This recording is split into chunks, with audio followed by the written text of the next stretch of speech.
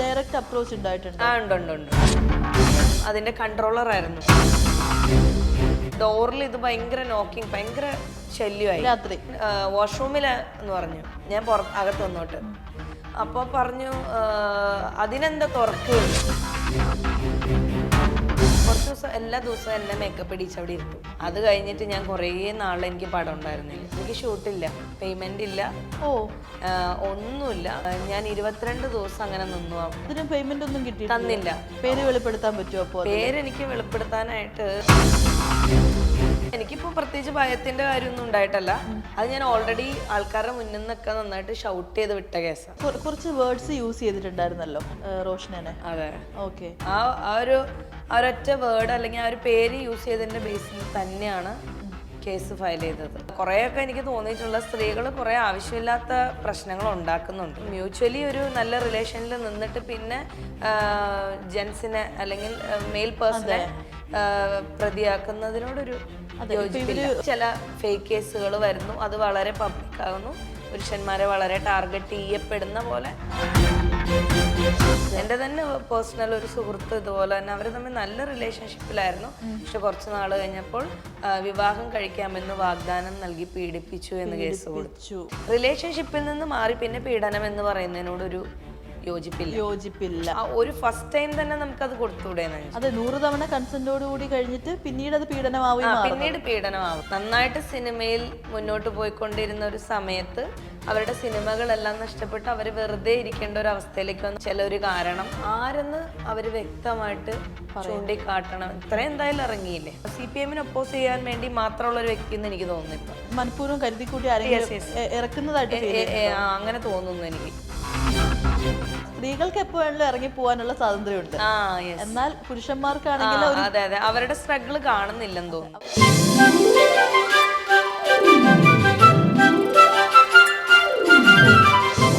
Hello and welcome to Noor talks. അപ്പോൾ ഇന്നത്തെ നമ്മുടെ guest Roshna and Roy. Welcome. Hi, thank you. എങ്ങനെ പോകുന്നു ലൈഫൊക്കെ? കുറേ സ്ട്രെസ്ഫുൾ ആണോ? കുറേ ഇഷ്യൂസ് ഒക്കെ ഉണ്ട്, അതിനിടയിൽ ബിസിനസ് കൈകാര്യം ചെയ്യണം. സ്ട്രെസ്ഫുൾ ആണോ? ബിസിനസിൻ്റെതായ സ്ട്രെസ് ഉണ്ട്, ഒരു ഇഷ്യൂസിൻ്റെതായിട്ടുള്ള സ്ട്രെസ് ഒന്നും ഇപ്പം ഇല്ല. ഒരു പരിധി വരേക്കും അതിനൊരു ലിമിറ്റ് വന്നിട്ടുണ്ട്. ഇതൊക്കെ ഇപ്പോൾ ലൈക്ക് ഡെയിലി ഡീൽ ചെയ്ത് അതിലോട്ടായോ? അതിപ്പോൾ ഓക്കെ ആയി? ആ ഒരു ഇത് യൂസ്ഡ് ആയി തുടങ്ങി. ഈ ഒരു സെർട്ടൻ ഒരു മാധ്യമ പ്രവർത്തകന്റെ മാത്രം എടുത്ത് അതൊരു കേസായിട്ട് പോവാനായിട്ട് ലൈക്ക് അയാൾ അത്രത്തോളം അധിക്ഷേപിച്ചത് കൊണ്ട് മാത്രമാണോ അങ്ങനെ? അത് നേരത്തെ ഇങ്ങനെ നോട്ട് ചെയ്ത് വെച്ചിട്ടുള്ള ഒരു പേഴ്സൺ ആയിരുന്നു ആള്? ഞാൻ നേരത്തെ ഒന്നും നോട്ട് ചെയ്തിട്ടില്ല ഇദ്ദേഹത്തെ, എനിക്ക് അറിയാൻ കൂടി ഇല്ല. ബേസിക്കലി അയാളുടെ ബാക്ക്ഗ്രൗണ്ട് എന്താണെന്നോ അയാൾ എന്ത് രീതിയിലാണെന്നോ ജീവിക്കണമെന്നോ എങ്ങനെയാ ഭക്ഷണം കഴിക്കണമെന്നോ ഒന്നും എനിക്കറിയില്ല. ഞാൻ ആദ്യമായിട്ട് എൻ്റെ ഇൻസിഡന്റ്, ഞാൻ എന്തോ ഈ പാവപ്പെട്ട ആളുകൾക്ക് എന്തോ പണത്തിന്റെ ആവശ്യമൊക്കെ വരുമ്പം ഇങ്ങനെ സംസാരിക്കുമല്ലോ, അങ്ങനെ എന്തോ ഒരു കണ്ടന്റിൽ പണ്ട് എത്രയോ വർഷങ്ങൾക്ക് മുന്നേ ഞാൻ കണ്ടതായിട്ട് ഇങ്ങനെ ഓർക്കുന്നുണ്ട്. അതല്ലാതെ എനിക്ക് തോന്നുന്നു എന്തോ ഏതൊരു പയ്യൻ എന്തോ JCB വാങ്ങിയതിൻ്റെയോ അങ്ങനെ എന്തോ ഒരു കണ്ടന്റ്, അതിനെന്തോ അത് വണ്ടി ഓടിക്കാൻ പറ്റുന്നില്ലെന്നോ അങ്ങനെ എന്തോ ആ പയ്യന് വേണ്ടി സംസാരിക്കുന്ന ഒരു വീഡിയോ കണ്ടിരുന്നു. അപ്പം ഞാൻ വിചാരിച്ചു അയാൾ നല്ലൊരു മനുഷ്യനാണല്ലോ, അങ്ങനെ പാവപ്പെട്ട ആൾക്കാർക്ക് വേണ്ടിയൊക്കെ സംസാരിക്കാനൊക്കെ ആയിട്ടുള്ള ഒരു വ്യക്തിയാണെന്നാണ് ഞാൻ ചിന്തിച്ചിരുന്നത്. പക്ഷെ ഇത് ഇപ്പോഴത്തെ ഒരു കണ്ടീഷൻ അങ്ങനെയല്ല. ഇപ്പം എൻ്റെ വീഡിയോ വന്നതിന് ശേഷമാണ് ഞാനൊരു അയാളുടെ ബാക്ക് ഒരു എത്ര വർഷമുണ്ടോ അത്രയും വർഷത്തെ വീഡിയോ ഇരുന്ന് കണ്ടിട്ടുണ്ട്. അതിലുള്ളൊരു രീതിയും വർത്താനം ഒന്നും കറക്റ്റ് അല്ല. ചിലതൊക്കെ ജെന്യുവൻ ആയിരിക്കാം, പക്ഷെ ഇപ്പൊ പോകുന്നത് എങ്ങനെയാന്ന് വെച്ചാൽ ഈ പറഞ്ഞ പാർട്ടിയെ ഒപ്പോസ് ചെയ്യുന്ന രീതിയിലാണ്. ഈ പാർട്ടിയെ സപ്പോർട്ട് ചെയ്ത് ആരെങ്കിലും പറഞ്ഞാൽ നേരെ ഓപ്പോസിറ്റ്. അപ്പൊ അതിന് വേറെ ആൾക്കാർ എന്തെങ്കിലും പേയ്മെന്റ് കൊടുക്കുന്നുണ്ടാവായിരിക്കും, അല്ലെങ്കിൽ അങ്ങനെ പ്രവർത്തിക്കുന്ന ഒരു വ്യക്തിയാണെന്ന് എനിക്ക് തോന്നുന്നു. കാരണം ഒപ്പോസ് ചെയ്ത് സംസാരിക്കുന്നു എന്നുള്ളതാണ്. CPM ഒപ്പോസ് ചെയ്യാൻ വേണ്ടി മാത്രമുള്ള ഒരു വ്യക്തി എന്ന് എനിക്ക് തോന്നുന്നു. ഇപ്പൊ ഒപ്പോസ് ചെയ്യാൻ അത് മനഃപൂർവ്വം കരുതിക്കൂട്ടി ഇറക്കുന്നതായിട്ട് അങ്ങനെ തോന്നുന്നു എനിക്ക്. കാരണം എന്താന്ന് വെച്ച് കഴിഞ്ഞാല് നമുക്കിപ്പം ജെന്യുവൻലി നമുക്കൊരു ഒരു സംഭവം ഇപ്പൊ മേയറുടെ വിഷയം, യദുവിന്റെ വിഷയം, അതിൽ നമുക്ക് ജനറലി എല്ലാവർക്കും പറയാൻ പറ്റുന്ന ചില ന്യായീകരണങ്ങൾ ഡ്രൈവറുടെ ഭാഗത്തുണ്ട്, ഇവരുടെ ഭാഗത്തുണ്ട്, തെറ്റുകൾ ഇവരുടെ ഭാഗത്തുണ്ട്, ഡ്രൈവറുടെ ഭാഗത്തുണ്ട്. അതേപോലെ നമുക്ക് ഇപ്പം ഡയറക്ട്ലി നമുക്ക് പറയാൻ പറ്റുന്ന ഇപ്പൊ കോമൺ ആയിട്ടൊരു വ്യക്തി എന്നുള്ള രീതിയിൽ പുറത്തുനിന്ന് കാണുന്ന ഒരു വ്യക്തിക്ക് തോന്നുന്നതെന്തോ അത് നമുക്ക് പറയാം. അതല്ലാതെ ഒരു പാർട്ടിയെ എന്താ പറയാ അടിച്ചാക്ഷേപിക്കാൻ വേണ്ടി മറ്റുള്ള ആൾക്കാരെ അതിലേക്ക് കരുവാക്കി തീർത്ത് അല്ലെങ്കിൽ അവിടെ എന്തെങ്കിലും അനക്കം ഉണ്ടായാൽ അപ്പൊ അതിന് പ്രശ്നം ഉണ്ടാക്കാൻ വേണ്ടി ഇരിക്കുന്ന പോലെ ഫീൽ ചെയ്യുന്നുണ്ട്. ഇയാള് കുറച്ച് വേർഡ്സ് യൂസ് ചെയ്തിട്ടുണ്ടായിരുന്നല്ലോ, അപ്പോൾ ആ വേർഡ്സ് ഒക്കെയാണോ കൂടുതലും ട്രിഗർ ചെയ്തത് റോഷനെ? അതെ അതെ, അതുകൊണ്ട് മാത്രമാണ് ഞാൻ ആ കേസിന് പോയത്. ഓക്കെ. ആ ഒരൊറ്റ വേർഡ് അല്ലെങ്കിൽ ആ ഒരു പേര് യൂസ് ചെയ്തതിന്റെ ബേസിൽ തന്നെയാണ് കേസ് ഫയൽ ചെയ്തത്. സ്പോട്ട് ഡിസിഷൻ ആയിരുന്നു. അതെ, അത് അന്ന് ആ വീഡിയോ ഞാൻ ഒരുപാട് പേര് എനിക്ക് അയച്ചു തന്നിട്ട് ഞാൻ കാണാൻ വന്നില്ല. ഇറങ്ങിയ ദിവസം ഞാൻ കണ്ടിട്ടില്ല.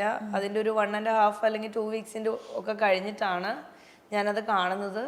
എൻ്റെ സ്ഥാപനത്തിൽ വന്ന ഒരു കസ്റ്റമറുടെ അമ്മയാണ് എന്നോട് പറഞ്ഞത്, നിങ്ങളത് കാണണം, അത് വളരെ മോശമായിട്ടുള്ളതാണെന്ന് അവർ പറഞ്ഞപ്പോഴാണ് ഞാനത് എടുത്ത് കാണുന്നത്. അതുവരെ ഞാനത് നോക്കിയിട്ടില്ല. കാരണം എന്ന് വെച്ചാൽ നെഗറ്റിവിറ്റി ഒത്തിരി ഉണ്ടായിരുന്നു ആ സമയത്ത്. അത്യാവശ്യം നല്ല രീതിയിൽ ഞാൻ എയറിലായിരുന്നു. അപ്പോൾ അതുകൊണ്ട് വേണ്ട, വിട്ടേക്കാം, നോക്കണ്ട എന്നുള്ള രീതിക്കായിരുന്നു. ആ കമൻസ് ഒന്നും ഞാൻ ഓപ്പൺ ചെയ്ത് നോക്കാറുണ്ടായിരുന്നില്ല. ഒരുപാട് പേര് വീഡിയോ ചെയ്തിട്ടുണ്ടായിരുന്നു.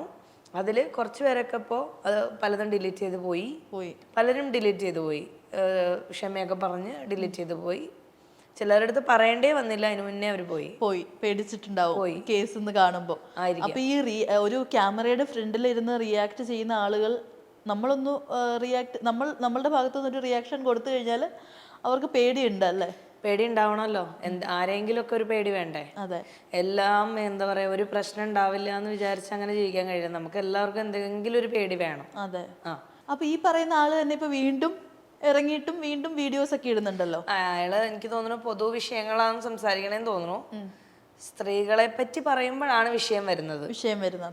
അപ്പൊ നമ്മുടെ നാട്ടിലാണെങ്കിൽ പോലും ഇപ്പൊ ഒരു സ്ത്രീ കേസ് കൊടുത്തു കഴിഞ്ഞാലും അപ്പൊ ഇവർക്കപ്പൊ ഇത്ര ദിവസമേ ഉള്ളൂ അകത്ത് കിടക്കാനുള്ള ഒരു സംഭവം?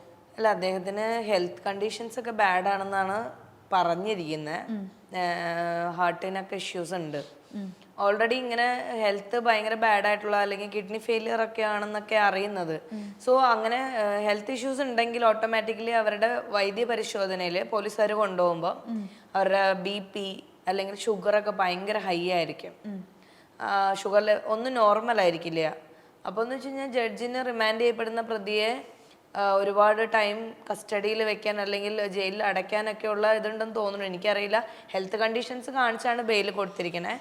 നോർമലി ഹെൽത്ത് പ്രോബ്ലം കാണിച്ച് ബെയിൽ കൊടുക്കുന്നതിന് 6 months ഒക്കെയാണ് ബെയിൽ ഗ്രാൻഡ് ചെയ്യുന്നത്. പിന്നെയും വീണ്ടും ജാമ്യം എടുക്കണം. അങ്ങനെയാണ്. ഞാൻ ഇതുവരെ എൻ്റെ ബെയിൽ കണ്ടീഷൻ കണ്ടിട്ടില്ല. അത് എന്ത് കണ്ടീഷനിലാണ് ജഡ്ജി വിട്ടിരിക്കണേന്ന് എനിക്കറിയില്ല. അപ്പം അത് അറിയണം. അതിനറിയാൻ വേണ്ടി ഇപ്പം നമ്മൾ അതിനൊരു അപ്ലിക്കേഷൻ ഇട്ടിട്ടുണ്ട്. ഇനി അത് അറിഞ്ഞാൽ എനിക്ക് അതിന്റെ ബാക്കി പ്രൊസീഡിയേഴ്സ് എന്താണെന്ന് അറിയത്തുള്ളൂ. ഇവര് ഡയറക്റ്റ് കോണ്ടാക്ട് ചെയ്തിട്ടുണ്ടോ? ഈ ആൾ അല്ലെങ്കിൽ ഈ ആളുമായിട്ട് ബന്ധപ്പെട്ട ആളുകൾ ആരെങ്കിലും കോണ്ടാക്ട് ചെയ്തിട്ടുണ്ടോ? അതിനുള്ള സമയം ആവുന്നതേ ഉള്ളൂ. കരുതി കൂട്ടിയാണോ ഇരിക്കുന്നത്? അതിനുള്ള സമയം ആവണേ ഉള്ളൂ. കോണ്ടാക്ട് ചെയ്യും എന്തായാലും. ഇയാള് ഡയറക്റ്റ് കോണ്ടാക്ട് ചെയ്യാൻ പറ്റില്ല. അത് അയാളുടെ ബെയില് ക്യാൻസൽ ആവാനോ അല്ലെങ്കിൽ വേറെ എനിക്ക് പലതും പറയാലോ. എന്നെ അയാൾക്ക് ഡയറക്റ്റ്ലി ഒരു രീതിയിലും കോണ്ടാക്ട് ചെയ്യാൻ പറ്റില്ല. മേ ബി അയാളുടെ അഡ്വക്കേറ്റ് അല്ലെങ്കിൽ അയാളുടെ അസിസ്റ്റന്റ് അഡ്വക്കേറ്റ്സ് അല്ലെങ്കിൽ അയാളുടെ ഇതായിട്ടുള്ള ആരെങ്കിലും എന്നെ കോണ്ടാക്ട് ചെയ്യുമായിരിക്കും. അപ്പോൾ റോഷനയുടെ ഒരു അഭിപ്രായത്തിൽ നമുക്ക് എല്ലാവർക്കും ഒരു പോയിന്റ് ഓഫ് വ്യൂ കാണുമല്ലോ. ഈ ആള് ഇപ്പൊ പറഞ്ഞു ഓൾറെഡി ഹെൽത്ത് കണ്ടീഷൻസ് ഒക്കെ ഉള്ള ഒരാളാണ്. ഇതിപ്പോ ഒറ്റ ഒരാൾ ഈ ആള് മാത്രമാണോ അതോ ഇതിന്റെ ബാക്കിൽ കുറെ ആളുകൾ കാണോ? അതെനിക്കറിയില്ല. കാരണം ഇയാളെ മാത്രമല്ലേ നമ്മൾ കാണുന്നുള്ളൂ. വീഡിയോ കണ്ടന്റ്സിലൊക്കെ അയാളെ മാത്രമേ കാണുന്നത്. പിന്നെ നമുക്കറിയില്ല എന്ത് ഉദ്ദേശത്തിലാണ് ഇങ്ങനെ പോയിക്കൊണ്ടിരിക്കുന്നതെന്ന് നമുക്കറിയില്ല. മീൻസ് ഇപ്പോ ഈ ഒരു വിഷയം വന്നു, ഈ ഒരു വിഷയത്തിൽ അയാൾ കുറച്ചും കൂടി റീച്ചായി. ആ ഒരു റീച്ചിൽ ജീവിക്കുന്ന വ്യക്തികളാണ് അവര്. അയാളുടെ ജോലി എന്താ? അയാൾ വീഡിയോ കണ്ടന്റ് ചെയ്യുക, അതിൻ്റെ ലാക്സ് ആൻഡ് വ്യൂസ് അയാൾക്ക് കിട്ടുക, അയാളുടെ സ്റ്റാഫിനെ മെയിൻറ്റെയിൻ ചെയ്യുക, പിന്നെയും വീഡിയോ കണ്ടന്റ്സ് ചെയ്യുക, എന്തെങ്കിലും ഇഷ്യൂ ഉണ്ടാകുമ്പോൾ ഒന്നും കൂടെ വൈറലാവുക. അങ്ങനെയാണ് അവർ പോയിക്കൊണ്ടിരിക്കുന്നത്. വേറെ ഒന്നുമില്ല. ഞാനിവിടെ എന്തിനാ വന്നിരിക്കുന്നത്? എൻ്റെ കുറച്ച് സ്ട്രഗിളും എൻ്റെ ഇഷ്യൂസൊക്കെ ഉണ്ട്. എനിക്കത് നാട്ടുകാരുടെ അടുത്ത് പറയാൻ ഇതാണ് എൻ്റെ ഒരു മീഡിയം. അല്ലാതെ ഞാൻ ഇങ്ങനെ വീഡിയോ എടുത്ത് ഇങ്ങനെ പബ്ലിസിറ്റി ചെയ്യുന്ന ഒരു വ്യക്തിയല്ല. അപ്പോൾ എനിക്ക് പറയാന്നുള്ളത് ഇങ്ങനെയുള്ള ഇന്റർവ്യൂ അല്ലെങ്കിൽ ഇങ്ങനെയുള്ള ചാനൽസിൽ വന്നിരുന്ന് സംസാരിക്കുമ്പം എന്തെങ്കിലും ഒരു പെർസെൻറ്റേജ് മനസ്സിലാവട്ടെ എന്ന് ഓർത്തിട്ടാ. പക്ഷെ ആളുകൾ ചിന്തിക്കുക ഇന്റർവ്യൂ ചെയ്യുന്നത് ഫെയിം കിട്ടാനായിട്ട് അങ്ങനെ പറയുള്ളൂ. പക്ഷെ ഇതേ സംഭവം തന്നെ അവർ ചെയ്യുന്നത് ഇവര് കാണുന്നില്ല അല്ലേ? ഇല്ല. അവരുണ്ടാക്കുന്ന ഫെയിമിനെ പറ്റി ചിന്തിക്കുന്നില്ല. ഇപ്പൊ ഡ്രൈവർ ചെയ്തു, അയാൾ എത്ര ഫെയിമായി, അയാൾ അറിയാത്തവരുണ്ടോ? ഇല്ല ഇല്ല. ആ ഒരു വിഷയത്തുമ്മേ അതെ, ഒരു KSRTC ഡ്രൈവറിനെ യദു എന്ന് പറഞ്ഞൊരു KSRTC ഡ്രൈവർ എന്ന് പറയുമ്പോൾ കേരളത്തിൽ ഒട്ടുമിക്ക ആളുകൾക്ക് ഇപ്പൊ പറയാം. അതാണ് അയാൾ ഉണ്ടാക്കിയ ഫെയിം. അല്ലെങ്കിൽ അയാൾ എത്ര ഇന്റർവ്യൂ, എത്ര മാധ്യമ ചാനലുകളിൽ അയാൾ പോയിരുന്നു. അതെ, ശരിയല്ലേ? അപ്പൊ അത്രയും ചാനലുകളിൽ അത്രയും വലിയ ഹോട്ട് ന്യൂസ് ആയിട്ട് എല്ലായിടത്തും തലക്കെട്ട് പോയിക്കൊണ്ടിരുന്ന ഒരു സംഭവം ഞാൻ ഫെയിം ആവുന്നു എന്ന് പറയുമ്പോൾ ഈ പറഞ്ഞ ആളും ഫെയിം ആവുകയല്ലേ ചെയ്യുന്നത്. അത് തെറ്റ് ചെയ്യുന്നവരെ എന്തെങ്കിലുമൊക്കെ കാണിക്കുമ്പോൾ ഒരു പ്രശ്നം ഉണ്ടാവില്ല. അതെന്തുകൊണ്ടായിരിക്കും? അപ്പൊ ഒരു സ്ത്രീ ആയതുകൊണ്ട് മാത്രമായിരിക്കുമോ അതോ? മേ ബി അതെന്തുകൊണ്ടാന്ന് ഞാൻ പറഞ്ഞത്, എനിക്ക് കുറെയൊക്കെ എനിക്ക് തോന്നിയിട്ടുള്ള സ്ത്രീകൾ കുറെ ആവശ്യമില്ലാത്ത പ്രശ്നങ്ങൾ ഉണ്ടാക്കുന്നുണ്ട്. ഒരു പരിധി വരേക്കും. ഇപ്പം മേ ബി ഒരു റിലേഷൻഷിപ്പ് ആയിക്കോട്ടെ, നല്ല റിലേഷൻഷിപ്പ് ബോണ്ട് നന്നായിട്ട് പോയിക്കൊണ്ടിരിക്കുമ്പോൾ മേ ബി അതിൽ എന്തെങ്കിലും ഒരു ഇഷ്യൂ ഉണ്ടായി, പിന്നെ കുറച്ച് കളയുമ്പോൾ അവർ തമ്മിൽ ബ്രേക്കപ്പ് ആവും, പിന്നെ അതിൻ്റെ എന്തെങ്കിലും വേറെ പ്രശ്നങ്ങളായി കഴിയുമ്പോൾ അവരത് പിന്നെ കേസ് ഫയൽ ചെയ്യുന്നു, പീഡനം അങ്ങനെ ഇങ്ങനെയെന്നൊക്കെ പറയുന്നു. അപ്പോൾ അത് മ്യൂച്വലി ഒരു നല്ല റിലേഷനിൽ നിന്നിട്ട് പിന്നെ ജെൻസിനെ അല്ലെങ്കിൽ മെയിൽ പേഴ്സണെ പ്രതിയാക്കുന്നതിനോടൊരു ഇവര് ഫിസിക്കൽ റിലേഷനിലോട്ട് പോയിട്ടും കൺസെന്റോടുകൂടി പോയിട്ടും കുറെ ഫേക്ക് കേസുകൾ അങ്ങനെ വരുന്നുണ്ട്. ഇപ്പൊ ഞാൻ റീസെന്റ് ഇപ്പൊ കുറച്ച് നാള് മുന്നേ ആണ് നമ്മൾ ആ മറ്റേ ന്യൂലി മാരീഡ് ആയിട്ടുള്ള ഒരു പെൺകുട്ടിയുടെ പയ്യന്റെ കേസ് എവിടെയൊക്കെയാ ന്യൂസ് വന്നിരുന്നത്. അതാണ് ഞാൻ പറയുന്നത്. അപ്പൊ നമ്മളപ്പം മണ്ടന്മാരായി. അതെ, തീർച്ചയായും. അതാണ് അങ്ങനെ ചെയ്യുന്നതിനോട്, അതായത് സ്ത്രീകൾക്ക് അവരുടേതായ ന്യായം ഉള്ള കാര്യങ്ങൾക്ക് ന്യായം കൊടുക്കുന്നതിൽ തെറ്റില്ല. പക്ഷെ അവർ ഉണ്ടാക്കുന്ന ഫേക്ക് കേസുകൾ ഇതിൽ കയറി വരുന്നത് കൊണ്ട് സ്ത്രീ എന്ന പരിഗണന കൊടുക്കുന്നു. അതുകൊണ്ട് പുരുഷന്മാരെ മുഴുവൻ ജയിലിൽ അടക്കണം എന്ന് പറയുന്നതിനോട് യോജിപ്പില്ല. മേ ബി അപ്പൊ അതുകൊണ്ടായിരിക്കാം അല്ലെ കൂടുതലും പുരുഷന്മാർ ഇപ്പൊ ഒന്നുകൂടെ ട്രിഗേർഡ് ആവുന്നത്. അതെ, കുറെ പേര് ജെനുവിൻ കേസായിട്ട് ഫീൽ ചെയ്യുന്നില്ല പല കാര്യങ്ങളും. എന്റെ തന്നെ പേഴ്സണൽ ഒരു സുഹൃത്ത് ഇതുപോലെ തന്നെ അവർ തമ്മിൽ നല്ല റിലേഷൻഷിപ്പിലായിരുന്നു. പക്ഷെ കുറച്ച് നാള് കഴിഞ്ഞപ്പോൾ വിവാഹം കഴിക്കാമെന്ന് വാഗ്ദാനം നൽകി പീഡിപ്പിച്ചു എന്ന് കേസ് കൊടുത്തു. ആ പെൺകുട്ടിയെ എനിക്കറിയാം, ആ പയ്യനെ എനിക്കറിയാം. ഇപ്പൊ ഒരു റിലേഷനിൽ ഒരു ബുദ്ധിമുട്ട് വന്നു കഴിഞ്ഞാല് സ്ത്രീകൾക്ക് എപ്പോ വേണമെങ്കിലും ഇറങ്ങി പോകാനുള്ള സ്വാതന്ത്ര്യമുണ്ട്. എന്നാൽ പുരുഷന്മാർക്കാണെങ്കിൽ അതെ അതെ അവരുടെ സ്ട്രഗിൾ കാണുന്നില്ലെന്ന് തോന്നുന്നു, അവർക്ക് പേടിയുണ്ടെന്ന് തോന്നുന്നു. വാട്ടെവർ എന്തായാലും പുരുഷന് കുറച്ച് സ്ത്രീകളോട് കുറച്ചും കൂടെ ഒരു എന്താ പറയാ കുറച്ചും കൂടി അധികാരം കൂടുതലായിരിക്കും. സ്ത്രീകൾ കുറച്ചുകൂടി ഫ്രീ അല്ലെങ്കിൽ ആ ഒരു കൈൻഡ് ഓഫ് മൈൻഡിലായിരിക്കും അവർ ലൈഫ് ലീഡ് ചെയ്തുകൊണ്ട് പോകുന്നത്. അപ്പം ആ ഒരു അധികാര സ്വഭാവം അല്ലെങ്കിൽ വിളിക്കുന്നത് പറയുന്നതിന് എന്തെങ്കിലുമൊക്കെ ഇഷ്യൂസ് ഉണ്ടാവുമല്ലോ. ഈഗോ ക്ലാഷസ് ആണ് എപ്പോഴും പ്രശ്നങ്ങൾ ഉണ്ടാക്കുന്നത്. സോ അത് പിന്നീട് കേസായിട്ട് പോകുമ്പം ഈക്വലി രണ്ടുപേരും തെറ്റുകാരായിരിക്കും. ഒരു ബന്ധം നമുക്ക് അത്ര സ്നേഹമുള്ള ഒരു ബന്ധത്തിൽ വിള്ളൽ വീഴുന്നുണ്ടെങ്കിൽ അതിൽ രണ്ടുപേരുടെ ഭാഗത്തുനിന്നും തെറ്റുകൾ ഉണ്ടാവും. രണ്ട് കൈ കൊട്ടിയാലേ ശബ്ദം ഉണ്ടാകൂ എന്ന് പറയുന്ന പോലെ. അപ്പൊ അതിനെ പിന്നെ പുരുഷന് അല്ലെങ്കിൽ അവനെ മാത്രം അല്ലെങ്കിൽ അവൻ അങ്ങനെ ചെയ്തു, ചിലപ്പോൾ മേ ബി സ്ത്രീയുടെ ഭാഗത്ത് ന്യായം ഉണ്ടാകുമായിരിക്കാം. പക്ഷെ ചില ഫേക്ക് കേസുകൾ വരുന്നു, അത് വളരെ പബ്ലിക് ആകുന്നു, പുരുഷന്മാരെ വളരെ ടാർഗറ്റ് ചെയ്യപ്പെടുന്ന പോലെ. അതായത് ഈ 100 തവണ പീഡനം കഴിഞ്ഞിട്ട് പിന്നീട് റിയാക്ട് ചെയ്യുന്ന പീഡനം ചില സ്ത്രീകൾക്ക് ചിലപ്പം റിയാക്ട് ചെയ്യാൻ പറ്റുന്നുണ്ടാവാത്ത ഒരു കണ്ടീഷൻ ആയിരിക്കും. ചിലപ്പോൾ അവരെ ഭീഷണിപ്പെടുത്തുന്നുണ്ടാവായിരിക്കും, ചിലപ്പോൾ അങ്ങനെയൊക്കെ ഉണ്ടാവായിരിക്കും.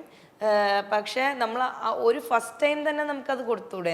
അതെ, 100 തവണ കൺസെന്റോടുകൂടി കഴിഞ്ഞിട്ട് പിന്നീട് അത് പീഡനമാവും. പക്ഷെ അത് അനുഭവിക്കുന്ന കുറെ ആളുകളും ഉണ്ട് അല്ലെ, റിയാക്ട് ചെയ്യാൻ പറ്റാത്തവരുണ്ട്. കാരണം അതും നമുക്ക് രണ്ട് ടൈപ്പ് ഓഫ് ജെന്നാണ്. ഇപ്പോഴത്തെ കുറച്ചൊരു ന്യൂ ജെൻ പിള്ളേരുണ്ട്, അവർക്ക് അങ്ങനത്തെ ഒരു മൈൻഡ് ആയിരിക്കില്ല. ഇപ്പോഴത്തെ പിള്ളേർക്ക് അങ്ങനത്തെ ഒരു എനിക്ക് തോന്നുന്നില്ല. ഒരു പരിധി വരേക്കും അവർ ഫ്രീ ആണ്. ഇപ്പം റിലേഷൻഷിപ്സ് ഒക്കെ കുറച്ചും കൂടി നല്ല രീതിയിലോട്ട് മാറി തുടങ്ങി. ലിവിങ് ടുഗദർ വന്നു. നമുക്ക് കുറച്ച് മുന്നേ അതൊന്നും ഉണ്ടായിരുന്നില്ല. പിന്നെ പിള്ളേർക്ക് കുറച്ചുകൂടി ഫ്രീഡം ആയി. എല്ലാവരും എന്താ പറയാ, ആർക്കും അങ്ങനെ പേടിയൊന്നും ഇല്ലാത്ത പിള്ളേരായി മാറി. പിന്നെയും പീഡനം എന്ന് പറയുന്നതിനോട്, ഇങ്ങനെ ഒരു റിലേഷൻഷിപ്പിൽ നിന്ന് മാറി പിന്നെ പീഡനം എന്ന് പറയുന്നതിനോടൊരു യോജിപ്പില്ല. അതെ. അപ്പോൾ നമ്മളിപ്പോൾ ഈ പറഞ്ഞതുപോലെ തന്നെ കഴിഞ്ഞ ദിവസം ഞാനാണെങ്കിൽ ഷീലു എബ്രഹാമിൻ്റെ ഒരു പോസ്റ്റ് കണ്ടിട്ടുണ്ടായിരുന്നു. നമ്മുടെ ഹേമ കമ്മിറ്റി റിപ്പോർട്ട് വന്നതിന് പിന്നാലെ ആയിട്ട് പുള്ളിക്കാരി ഇങ്ങനെ പറയുന്നുണ്ടായിരുന്നു, 100 തവണ ഇതുപോലെ പീഡനമാവാതിരുന്നത് 101ാമത്തെ തവണ പീഡനം അങ്ങനെ ഒരു സംഭവം പറഞ്ഞിട്ടുണ്ടായിരുന്നു. അപ്പോൾ ഇപ്പൊ സിനിമയിലാണെങ്കിൽ പോലും സിനിമാ ഫീൽഡിലുള്ളവർക്ക് അവർക്ക് ചിലപ്പോൾ ഒരു അങ്ങനെ അതാണ് പുള്ളിക്കാരത്തി ഉദ്ദേശിച്ചത്. 100 തവണ അത് പീഡനമല്ലാതായിട്ട് പിന്നീട് പീഡനമായ ഒരു സംഭവം. ഇപ്പം സിനിമയുടെ ഇൻഡസ്ട്രിയില് അങ്ങനെ ഒരു പ്രോബ്ലം ഇതിപ്പോ ഇവര് എന്താണെന്ന് വ്യക്തമാക്കുന്നില്ല. മെയിൻ ആയിട്ട് നമുക്കതിന്റെ ഇൻസിഡന്റ് എത്രയോ വർഷങ്ങൾക്ക് മുന്നേ ഉള്ള ഒരു പ്രോബ്ലം ആണെന്നാണ് പറയുന്നത്, ഉണ്ടായ ഒരു വിഷയമാണെന്ന് പറയുന്നു. ആര് എന്നുള്ളത് പറഞ്ഞിട്ടില്ല. അപ്പോൾ അവിടെ എന്താന്ന് വെച്ച് കഴിഞ്ഞാൽ ആരെന്നുള്ളത് നമ്മൾ ഇപ്പം എവിടെ ആരെങ്കിലും സെലിബ്രിറ്റീസിന്റെ ഇതില് അടിയിൽ വരുമ്പോൾ അതിന്റെ കമന്റ്സ് വരുന്നതൊക്കെ ബാഡായിട്ടാണ് ഇപ്പോൾ. എന്താന്ന് വെച്ചാ മുൻനിരയിൽ നിൽക്കുന്ന 15 പേരെന്നൊക്കെ പറഞ്ഞിട്ട് പുതിയ കുറെ പേരുടെ നെയിംസ് ഒക്കെ അതിൻ്റെ കൂടെ കൂട്ടിച്ചേർത്ത് ട്രോൾ ഉണ്ടാക്കുന്നു, കളിയാക്കുന്നു, അങ്ങനെയൊക്കെ ചെയ്തുകൊണ്ടിരിക്കുന്നുണ്ട്. എനിക്ക് ഫീൽ ചെയ്യുന്നത് നമ്മൾ ഇത്രയും കാര്യത്തിന് ഇറങ്ങിയിട്ടുണ്ട്. അവർ പറയുന്നു അവരുടെ പീക്ക് ടൈമിലാണ് അവരുടെ ലൈഫ് ഇല്ലാതായി പോയി, അവരുടെ ഒരു പീക്ക് ടൈമായിരുന്നു എന്നാ പറഞ്ഞത്. നന്നായിട്ട് സിനിമയിൽ മുന്നോട്ട് പോയിക്കൊണ്ടിരുന്ന ഒരു സമയത്ത് അവരുടെ സിനിമകളെല്ലാം നഷ്ടപ്പെട്ട് അവർ വെറുതെ ഇരിക്കേണ്ട ഒരു അവസ്ഥയിലേക്ക് വന്നു. അവരുടെ കലാപരമായ എല്ലാം നിർത്തി വെക്കേണ്ട വന്നു ചിലൊരു കാരണം. പിന്നീട് സിനിമയുടെ മേഖലയിലേക്ക് പോകാൻ പറ്റിയില്ല. മേ ബി ഉണ്ടായിട്ടുണ്ടാവായിരിക്കും, പക്ഷെ അത് ആരെന്ന് അവർ വ്യക്തമായിട്ട് ചൂണ്ടിക്കാട്ടണം. ഇത്രയും എന്തായാലും ഇറങ്ങിയില്ലേ, അവരത് പറയണം എന്നുള്ളതാണ് മെയിൻ കാര്യം. രണ്ടാമത്തെ കാര്യം, ഇപ്പം ഷീലു എബ്രഹാം പറഞ്ഞൊരു കേസ്, അവർ പറയുന്നതും ശരി തന്നെയാണ്. പക്ഷേ ഏത് ഫീൽഡിലാണെങ്കിലും സ്വതന്ത്രമായിട്ട് ജോലി ചെയ്യാനുള്ള ഒരു ഇത് ഉണ്ടാകണം. ഒരു ഡിമാൻഡിന്റെ പുറത്താകരുത് എന്നുള്ളതാണ്. ഇപ്പം സിനിമയുടെ അറ്റ്മോസ്ഫിയർ, അവിടെയുള്ള ആളുകൾ എല്ലാവരുമായിട്ടും ഒരു ആർട്ടിസ്റ്റ് നന്നായിട്ട് പോയാലാണ് സിനിമയിൽ അവരുടെ അറ്റ്മോസ്ഫിയർ കറക്റ്റ് ആവണം. ഇങ്ങനെയുള്ള ഭീഷണികളൊക്കെ ഇപ്പോൾ ഉണ്ടോയെന്ന് എനിക്ക് അറിയില്ല. ഞാൻ എന്താ പറയാ, എനിക്ക് കുറച്ച് മുന്നേ അങ്ങനെ ഒരു ബുദ്ധിമുട്ട് ഉണ്ടായിട്ടുണ്ടായിരുന്നു. അതായത് എന്റെ ഫസ്റ്റ് പടത്തിന്റെ സമയത്ത്. അത് കഴിഞ്ഞിട്ടൊന്നും എനിക്ക് ഒരു ബുദ്ധിമുട്ടുണ്ടായിട്ടില്ല. ഫസ്റ്റ് സിനിമയുടെ സമയത്ത് ഇതുപോലെ ഒരു കാസ്റ്റിംഗ് കൗച്ച് ഡയറക്റ്റ് അപ്രോച്ച് ഉണ്ടായിട്ടുണ്ട്? ഉണ്ട്. പേര് വെളിപ്പെടുത്താൻ പറ്റുമോ? അപ്പോൾ പേര് എനിക്ക് വെളിപ്പെടുത്താനായിട്ട് ഇപ്പൊ തന്നെ പറഞ്ഞായിരുന്നു നമ്മൾ ഹേമ കമ്മിറ്റിയിലുള്ളവര്. അത് അല്ല, അയാൾക്കുള്ള മറുപടി ഞാൻ നേരിട്ട് കുറെ ആൾക്കാർ നിൽക്കുമ്പോ ഞാൻ പറഞ്ഞിട്ടുണ്ട്. ഇനിയിപ്പോ ഞാനത് വേറൊന്നും വെളിപ്പെടുത്തണ്ട, എല്ലാവർക്കും അറിയണ്ടാവും. അത് കഴിഞ്ഞിട്ട് ഞാൻ കുറേ നാളിൽ എനിക്ക് പടം ഉണ്ടായിരുന്നില്ല. അതായത് പിന്നെ വിളിക്കുമ്പോ എന്താണ്, റോഷനയ്ക്ക് എന്തോ ക്യാരവൻ വേണമെന്നൊക്കെ പറഞ്ഞല്ലോ, അങ്ങനെയൊക്കെ ചുമ്മാ പറഞ്ഞുണ്ടാക്കുക ഓരോ കഥകൾ. നമ്മൾ ഏതോ മാവിൻ ചോട്ടിലൊക്കെ ഇരുന്നിട്ടാ ചോറുണ്ടെന്ന്. ഇപ്പൊ നമുക്കൊരു പബ്ലിക് പ്ലാറ്റ്ഫോമിൽ വന്നിരുന്നിട്ട് ഇപ്പൊ റോഷനയ്ക്ക് പറയാനുള്ള ഒരു ഭയം തന്നെ ആയിരിക്കില്ലേ അപ്പൊ ഈ ഹേമ? അല്ല, എനിക്ക് എന്താന്ന് വെച്ചാൽ എനിക്കിപ്പോ പ്രത്യേകിച്ച് ഭയത്തിന്റെ കാര്യമൊന്നും ഉണ്ടായിട്ടല്ല. അത് ഞാൻ ഓൾറെഡി ആൾക്കാരുടെ മുന്നിൽ നിന്നൊക്കെ നന്നായിട്ട് ഷൗട്ട് ചെയ്ത് വിട്ട കേസാണ്. അപ്പൊ അതുകൊണ്ട് നമ്മൾ ആ ഒരു ക്യാരക്ടറാണ് ഓൾറെഡി. ഇപ്പൊ ഒരു നമ്മുടെ ആദ്യത്തെ ഒരു ടൈമാ, തുടക്ക സമയമായിരുന്നേ. അപ്പൊ എന്താന്ന് വെച്ച് കഴിഞ്ഞാൽ അതിങ്ങനെ ഒരു സൈക്കിള് പോലെയാ. ഒരു സെറ്റിൽ നിന്ന് ചിലപ്പോൾ ആ സെറ്റില് ചിലപ്പം പ്രൊഡക്ഷൻ തന്നെയായിരിക്കും, അടുത്ത സെറ്റ് ഫുഡിന്റെ ആൾക്കാരൊക്കെ സെയിം തന്നെയായിരിക്കും, ചിലപ്പോൾ കോസ്റ്റ്യൂമർ സെയിം തന്നെയായിരിക്കും. അങ്ങനെ അടുത്തടുത്ത സെറ്റുകളിൽ നമ്മൾ വർക്ക് ചെയ്യുമ്പോൾ ചിലപ്പോൾ കണ്ടവരെ തന്നെ പിന്നെയും കാണും. അപ്പൊ അതിങ്ങനെ ഒരു സൈക്കിള് പോലെയാ. ഒരു വിഷയം ഉണ്ടായാൽ അതിങ്ങനെ പറഞ്ഞു പോകും. അപ്പൊ അതുകൊണ്ട് എനിക്ക് എൻ്റെ ഒരു ക്യാരക്ടർ ഓൾറെഡി നന്നായിട്ട് അറിയാം. അപ്പൊ അതുകൊണ്ട് ബേസിക്കലി ഞാൻ എനിക്ക് പറ്റുന്നിടത്തേ ഞാൻ നിന്നിട്ടുള്ളൂ. എനിക്ക് പറ്റില്ലെങ്കിൽ ഞാൻ പോണ്ട. എൻ്റെ അടുത്തൊരു കാര്യം ഡിമാൻഡ് ചെയ്യുമ്പോൾ എനിക്ക് പറ്റില്ലെങ്കിൽ ഓക്കെ സോറി, എനിക്ക് കഴിയില്ല കേട്ടോ. എന്തായിരുന്നു ആ ഒരു വാഗ്ദാനം? വാഗ്ദാനം ഒന്നും ഉണ്ടായിരുന്നില്ല. അത് ഇതുപോലെ തന്നെ ഭയങ്കര എനിക്ക് എൻ്റെ ഡോറിൽ എൻ്റെ റൂമിൽ വേറൊരു ആർട്ടിസ്റ്റ് ഉണ്ടായിരുന്നു. പുള്ളിക്കാരത്തി ചെന്നൈയിൽ നിന്നായിരുന്നു. ഞങ്ങൾ രണ്ടുപേരും റൂം ഷെയറിങ് ആണ്. അപ്പൊ ഞാൻ തുടക്ക സമയത്തൊന്നും നമുക്ക് ഏതെങ്കിലും ലോക്കൽ റൂമൊക്കെയാ കിട്ടുന്നത്. പക്ഷെ ഇത് നല്ല വലിയ ഹോട്ടലൊക്കെ. അത് കണ്ടപ്പോ തന്നെ ഞാൻ പറഞ്ഞു ഇതെന്തോ ഇപ്പം എന്താണ് സെറ്റപ്പ് എന്ന് പോലും അറിയില്ല. നമ്മളോടൊരു ബസ് കയറി വരാം, ഞാൻ ഒരു ബസ് കയറി വരുന്നു, അവിടെ ചെല്ലുന്നു, ഹോട്ടൽ ഇതാന്ന് പറയുന്നു, അവിടെ ചെല്ലുന്നു, റിസപ്ഷനിൽ നമ്മുടെ പേര് പറഞ്ഞാൽ മതി, അവർ റൂം കാണിച്ചു തരുന്നു. നമുക്കൊന്നും അറിയില്ലാത്തൊരു സമയമാണ്. എനിക്ക് ആ സമയത്ത് ഇത്ര ധൈര്യം പോലും ഇല്ല. അപ്പോൾ ഒരാൾ റൂമിൽ വരും, കൂടെ ഒരു ആൾ ഷെയർ ചെയ്യാനുണ്ടെന്ന് പറയുന്നു. നമ്മൾ എന്തോ 5-6 പെൺകുട്ടികളുണ്ട് ലീഡ്, അതിലൊരാളാണെന്ന് പറയണം. അപ്പം ഞാൻ തന്നെ ഓഹോ, ഒരു ഓഡിഷൻ ഇല്ല, സാധാരണ ഓഡിഷൻസ് ഉണ്ടായിരുന്നു. ഇപ്പം ഞാൻ ബഷീറിന്റെ പ്രേമലേഖനം വർക്ക് ചെയ്തു, എനിക്ക് ഓഡിഷൻ ഉണ്ടായിരുന്നു. ഈ ഓരോ അഡാർ ലവിന് നമുക്കൊരു ഓഡിഷൻ തന്നിട്ടുണ്ടായിരുന്നു. ഓഡിഷനിൽ നിന്ന് തന്നെയൊക്കെ എടുക്കുന്നത്. ശരിക്കും വേറെ ആർട്ടിസ്റ്റ് ആയിരുന്നു. അത് കഴിഞ്ഞ് ലാസ്റ്റ് മൊമെന്റിൽ അവർക്ക് എന്തോ വരാൻ പറ്റാണ്ടായപ്പോഴാണ് ഞാൻ അഡാർ ലവിലോട്ട് എത്തുന്നത് തന്നെ. ഓഡിഷൻ ഉണ്ടായിരുന്നു. എനിക്ക് എല്ലാത്തിനും ഓഡിഷൻസ് ഉണ്ടായിരുന്നു. ആ ഓഡിഷൻസ് വെച്ചിട്ടാണ് ഞാൻ കയറിയിരിക്കുന്നത്. എനിക്ക് ഇതുപോലെ തന്നെ ക്യൂ നിന്ന് കുറേ പെൺകുട്ടികൾ നിൽക്കുന്നതിൻ്റെ കൂടെ നിന്ന് ഓഡിഷൻ ചെയ്തിട്ട് അതിനകത്തുനിന്ന് ചിലപ്പം വേറെ ആർട്ടിസ്റ്റൊക്കെ ഫിക്സ് ചെയ്ത കഥാപാത്രമായിരിക്കാം. മേ ബി അവർ മാറിക്കഴിയുമ്പം ചിലപ്പോൾ പ്ലേസ് ചെയ്യും, പറയാൻ പറ്റില്ല. ഓക്കെ. അപ്പോൾ ഇവിടെ ഈ ഹോട്ടലിൽ പോയിട്ട് അവര് ഇതുപോലെ റൂമിൽ ഒരാളുണ്ടെന്ന് പറയാം. അപ്പൊ നമുക്ക് സമാധാനമായി കുഴപ്പമൊന്നുമില്ല, ഒരാൾ വരും. പക്ഷെ അവർ ഒരുപാട് ലേറ്റ് ആയിട്ടാണ് വരുന്നത്, ഒരു 10 മണി 11 മണി. ചെന്നൈയിൽ നിന്ന് വന്ന ആർട്ടിസ്റ്റ് അവര് വന്നു. ഞങ്ങളൊരു 3-4 ദിവസം ഒരു പ്രശ്നം ഉണ്ടായിരുന്നില്ല. ഷൂട്ടിംഗ് നടക്കുന്നുണ്ട്. 6 മണി 6:30 മണി വരെയൊക്കെ ഷൂട്ടുള്ളൂ. ലേറ്റ് പോകുന്നിടം വരെ ഷൂട്ടുള്ളൂ. രാവിലെ 6 മണിക്ക് പോകണം. നമ്മൾക്ക് നല്ല ഡ്രസ്സുകളും കാര്യങ്ങളൊക്കെ തരും, നമുക്ക് റെഡിയാവും. കാരവൻ വരെ ഉണ്ടായിരുന്നു. ഞാനപ്പം കാരവനിലൊക്കെ ആദ്യമായിട്ടാണ് സെറ്റിൽ കയറുന്നത്. ആദ്യത്തെ സിനിമയിൽ തന്നെ. തുടക്ക സമയത്ത്, ഞാൻ അങ്ങനെ പറയുന്നില്ല. അപ്പൊ തുടക്ക സമയത്ത്. അപ്പൊ അതുകൊണ്ട് അങ്ങനെ പോയി. അത് പിന്നെയാണ് ഈ ഡോറിൽ ഇത് ഭയങ്കര നോക്കിങ്, ഭയങ്കര ശല്യമായി. രാത്രി അതിന്റെ കൺട്രോളർ ആയിരുന്നു. ഭയങ്കര ശല്യമായിരുന്നു. ഭയങ്കര ശല്യം എന്ന് വെച്ച് കഴിഞ്ഞാൽ നമുക്ക് ഡെയിലി വന്ന് മുട്ടുമോ? ഡെയിലി വന്ന് മുട്ടും. 2-3 ദിവസം അങ്ങനെയായി. അപ്പൊ ഓപ്പൺ ആക്കില്ല. എനിക്ക് പേടിയാ. എനിക്ക് പേടിയാ. എന്റെ റൂമിലത്തെ കുട്ടിയാണെങ്കിൽ അവള് ചിലപ്പം ഈവനിങ് 6 മണി വരെ അല്ലേ ഉള്ളൂ. അവളൊക്കെ ചിലപ്പം റൗണ്ട് കറങ്ങാനൊക്കെ പോകും. രാത്രി എത്ര മണിക്കായിരിക്കും ഇതിങ്ങനെ വരുന്നത്? മേ ബി ഒരു 7:30 8 ഒക്കെ ആവുമ്പോ വരും. ഒരു ദിവസം വന്നു, ഡോറ് തുറന്നു, സോഫയിൽ വന്നിരുന്നു. അപ്പൊ ഞാൻ ഡോർ ക്ലോസ് ചെയ്തില്ല, ഓപ്പൺ ചെയ്ത് തന്നെ ഇട്ട് സംസാരിച്ചു. മറ്റേ കൺട്രോളർ വന്നിട്ട് എവിടെയെന്നൊക്കെ ചോദിച്ചു, വർത്താനൊക്കെ പറഞ്ഞു. ഓക്കെ മോളെ ശരി എന്നൊക്കെ പറഞ്ഞു. അയാളങ്ങ് പോയി. അത് കഴിഞ്ഞ് 2 days കഴിഞ്ഞപ്പോൾ ഈ മുട്ട് നമുക്ക് നോക്കിയാൽ കാണാം ഇയാളാണ്, ഈ സെയിം പേഴ്സൺ ആണ്.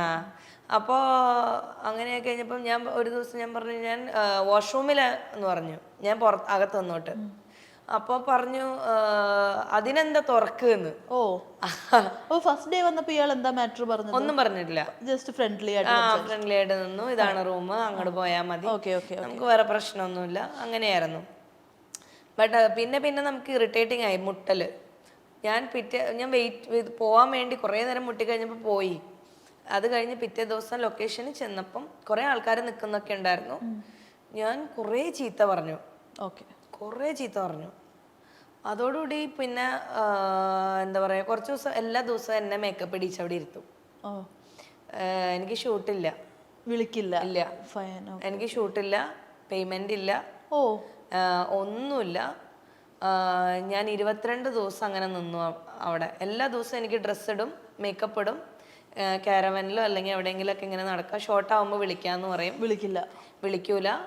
എനിക്ക് എൻ്റെ ക്യാരക്ടറും കൂടെ അതിലുണ്ടായിരുന്ന മറ്റൊരു പെൺകുട്ടിക്ക് കൊടുത്തിട്ട് ആ റോളിന്റെ ഡയലോഗ്സ് ഒക്കെ ആ കുട്ടി ചെയ്തു. ആ സിനിമ ഇപ്പൊ ചെയ്തിട്ടില്ല അല്ലേ? ആ സിനിമയിൽ തന്നെ കംപ്ലീറ്റ് ആയിട്ടെന്ന് പറയാൻ പറ്റില്ല. ഞാൻ അവിടെ എവിടെയൊക്കെ ജൂനിയർ ആർട്ടിസ്റ്റ് പോലെ ഉണ്ടാവും, കട്ട് ചെയ്തേ കളഞ്ഞു എന്നെ.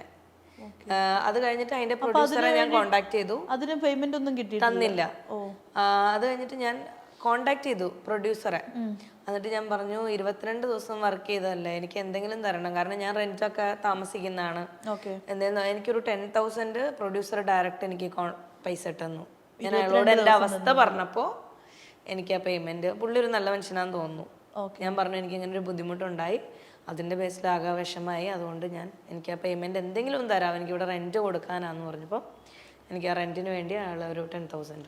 അപ്പൊ ഈ പുള്ളി വന്നിങ്ങനെ നോക്ക് ചെയ്യുന്നതല്ലാണ്ട് എന്താണ് മാറ്റർ എന്ന് പുള്ളി ഇതുവരെ പറഞ്ഞു? മാറ്റർ നമുക്ക് മനസ്സിലാവും. ഓക്കെ. അതല്ലാണ്ട് അവർ വന്ന് പറഞ്ഞിട്ടൊന്നുമില്ല. അല്ല, ഇങ്ങനെ പറയുമ്പോൾ നമുക്ക് അതിനെന്താ കുളിക്കുകയാണെങ്കിൽ എന്താന്ന് ചോദിക്കും. പിന്നെ നമ്മൾ എന്താ പറയുക, നമ്മുടെ എന്തോ വീട്ടിലുള്ള ആളെ പോലെ സംസാരിക്കുന്നത്. അപ്പൊ അതെനിക്കത് ഒരു ഇതായിട്ട് തോന്നില്ല. അതിന്റെ പിറ്റേ ദിവസം പകല് കുറച്ച് പേരൊക്കെ നിൽക്കുമ്പോൾ ഞാൻ അപ്പൊ ആളുടെ റെസ്പോൺസ് എന്തായിരുന്നു? ഒന്നും പറഞ്ഞില്ല, അവിടെ നിന്ന് എഴുന്നേറ്റ് ഇറങ്ങിപ്പോയി. അപ്പൊ ആളുടെ ഇന്റൻഷൻ എന്താന്ന് അപ്പൊ തന്നെ ക്ലിയർ ആയി കാണും അല്ലേ? പിന്നീട് അങ്ങനെ ഉണ്ടായിട്ടുണ്ടോ സിനിമ സെറ്റിൽ നിന്ന്? അങ്ങനെയുള്ള സെറ്റിൽ ഞാൻ പോയിട്ടില്ല. ഇല്ല. പിന്നെ അഡാർലോ എന്ന് പറഞ്ഞാൽ എനിക്ക് ആകെ ചെറിയ ക്യാരക്ടർ ആയിരുന്നു പറഞ്ഞേ. അത് കഴിഞ്ഞിട്ട് ആ പാട്ട് ഭയങ്കര ഹിറ്റായി കഴിഞ്ഞപ്പോ ഇവരെന്നോട് പറഞ്ഞു അത് നന്നായിട്ട് പോവും, ആ ടീച്ചർ സ്റ്റുഡൻ്റ് ആയിട്ടുള്ള റിലേഷൻഷിപ്പ് നന്നായിട്ട് വർക്കൗട്ട് ആവും എന്ന് പറഞ്ഞിട്ട് അങ്ങനെ പിന്നീട് ആ ക്യാരക്ടർ കുറച്ചും കൂടി അവിടെ ഇവിടെയൊക്കെ പ്ലേസ് ചെയ്ത് നമുക്ക് വേണ്ടി തന്നെ ഒരു സ്പേസ് തന്നതാ. അങ്ങനെ അത്ര വലിയൊരു ക്യാരക്ടർ ആയിരുന്നില്ല, ഓക്കെ, ചെറിയ രീതിയിൽ തന്നെയായിരുന്നു. അപ്പോൾ ബാക്കി അത് സെറ്റ് ചെയ്തെടുത്തതാണ്. മൊത്തം എല്ലാവരുടെയും ഒരു ഈക്വൽ ഇമ്പോർട്ടൻസ് കൊടുക്കുന്ന രീതിയിൽ അത് പ്ലേസ് ചെയ്യപ്പെട്ടതാണ് ആ ക്യാരക്ടർ.